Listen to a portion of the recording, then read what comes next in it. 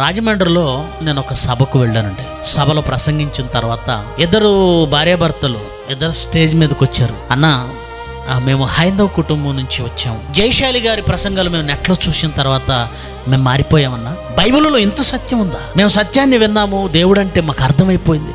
దేవుడు అంటే ఏంటో ఒకప్పుడు మాకు దూరం, కానీ జయశాలి గారి మాటలు వింటుంటే దేవుడు అంటే మాకు తండ్రి, మా ఇంట్లో ఒక వ్యక్తి, మా కుటుంబంలో ఫ్యామిలీలో మెంబర్, మేము ఎంత దగ్గరైపోయాం దేవుడికి అని మాట్లాడుతూనే ఉంది.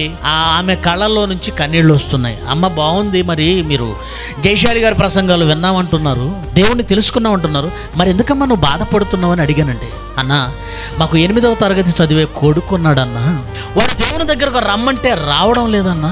బైబిల్ తప్పు, అసలు దేవుడే తప్పు, దేవుడే లేడు, ఇదంతా ట్రాష్ అంటున్నాడు. ఎందుకమ్మా అని అడిగాను. వాళ్ళ సైన్స్ మాస్టర్ చెప్పాడట, బైబిల్లో ఉన్న సృష్టి కార్యక్రమాలన్నీ తప్పు, అసలు హిస్టారికల్గా బైబిల్ తప్పు, బైబిల్లో హిస్టరీ లేదు, అదొక అభూత కల్పన అని వాళ్ళ సైన్స్ మాస్టర్ చెప్పాడట.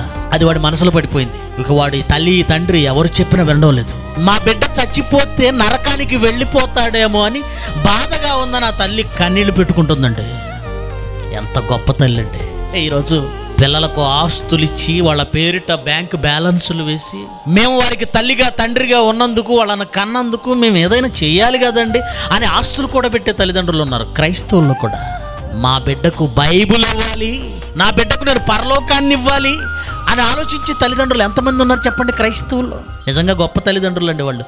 వాళ్ళని చూసినప్పుడు చాలా ఆనందం వేసింది.